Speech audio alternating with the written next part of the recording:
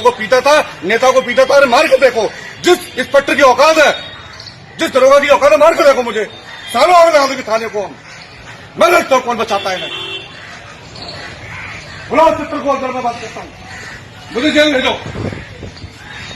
आप से मैं खाली की यहाँ पर नौटंकी बनाता हूँ थाने को सालों में। आ रहे हैं सालों आग लगा दूंगा थाने में नौटंकी बनाकर रख दिया है तुमने सालों। बजरंग दल के कार्यकर्ता सूरज पटेल थाने पहुंचते हैं और दरोगा और पुलिस कर्मियों को खुली गाली दे रहे हैं। मामला है उत्तर प्रदेश के रामपुर जिले के कैमरी थाने का। वहां पर जो ये बजरंग दल के कार्यकर्ता हैं जिनका नाम है सूरज पटेल, वो पुलिस वालों को तक को गाली देते हैं और कहते हैं उस जिहादी से मिलने नहीं दिया गया तो मैं थाने को आग लगा दूंगा।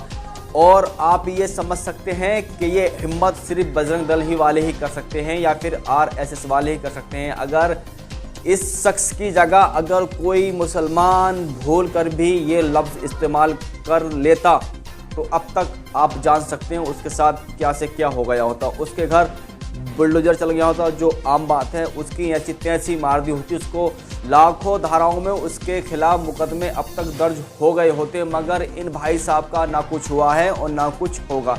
ये कैमरी के जो जिला रामपुर का कैमरी थाना पड़ता है उसमें जाकर ये पुलिस वालों को अनाप शनाप बोलते हैं, जैसा कि आप वीडियो में मैंने आपको दिखाया है और आगे भी दिखाऊंगा। अनाप शनाप बोलते हैं और कह रहे हैं कि मैं इस थाने में आग लगा दूंगा खुले आम। मतलब देख लीजिए, मतलब पुलिस वालों को किस तरह से ये भाषा का प्रयोग कर रहे हैं। और सबसे बड़ी दिक्कत तो ये है कि अपने आप में कह रहे हैं कि मैं थाने में आग लगा दूंगा। मतलब जैसे कोई कितना बड़ा गुंडा मवाली आदमी थाने में पहुंच गया हो, वो इस तरह की भाषा का प्रयोग कर रहा है।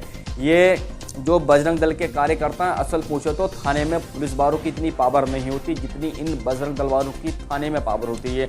यानी जो काम पुलिस वालों को करना चाहिए था वो काम आज यहाँ के बजरंग दल के कार्यकर्ता कर रहे हैं। यानी जो पुलिस वाले इन पर ऐंठते या फिर कुछ गाली गलौज करते, पुलिस वाले अक्सर करते हैं ऐसा, तो फिर उल्टे ही ये पुलिस वालों को गाली गलौज कर रहे हैं और धमकी दे रहे हैं बार बार कि मैं थाने में आग लगा दूंगा। अगर किसी पुलिस वाले में हिम्मत है तो फिर वो मुझे गिरफ्तार करके दिखाए। और पुलिस वाले ऐसे शांत होकर सुन रहे हैं जैसे कोई टीचर पढ़ाता है तो तमाम स्टूडेंट, उसके जो विद्यार्थी होते हैं वो बिल्कुल आराम से सुनते हैं कि हाँ भाई टीचर साहब पढ़ा रहे हैं, आराम से सुन लो। इस तरह से वहाँ के पुलिस वाले कान दबा के इनकी बकचोदी सुन रहे हैं। आप देख सकते हैं कि क्या से क्या हो रहा है इस देश में। यानी देश गलत राह पर जा रहा है और गलत हाथों में पहुंच गया है देश।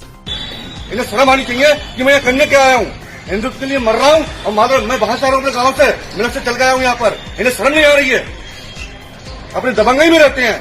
कैमरी में एक बार कांड हो चुका है, इन लोगों के दिमाग में एक बात घुस गई है कि हमने भाजपा के लोगों को पीटा था, नेता को पीटा था। अरे मार के देखो, जिस इंस्पेक्टर की औकात है, जिस दरोगा की औकात है, मार के देखो मुझे।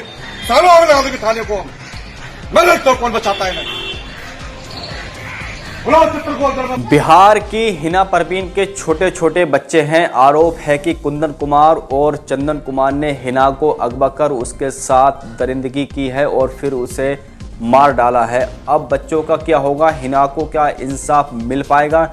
जी हाँ, मैं आपको बता दूं कि हिना के छोटे छोटे बच्चे हैं। वो एक अकेली औरत थी जो अपने बच्चों को पाल रही थी और उसका जो हस्बैंड था, जो उसका पति था, वो कई साल पहले ये दुनिया छोड़कर चला गया है। अब देखना है क्या बिहार की सरकार हिना परवीन को इंसाफ दे पाएगी। अगर इनकी जगह कोई अपराध करने वाला किसी दूसरे मजहब का होता, मैं साफ बात कहूँ तो अगर मुसलमान होता, तो अब तक उसके घर पर बुलडोजर से लेकर उसको लाखों धाराओं में उसके खिलाफ मुकदमा दर्ज हो गया होता। मगर अभी तक ऐसा कुछ नहीं हुआ है क्योंकि जो अपराधी हैं वो एक विशेष समुदाय से आते हैं और जो पीड़िता है वो एक अलग समाज से आती है। यानी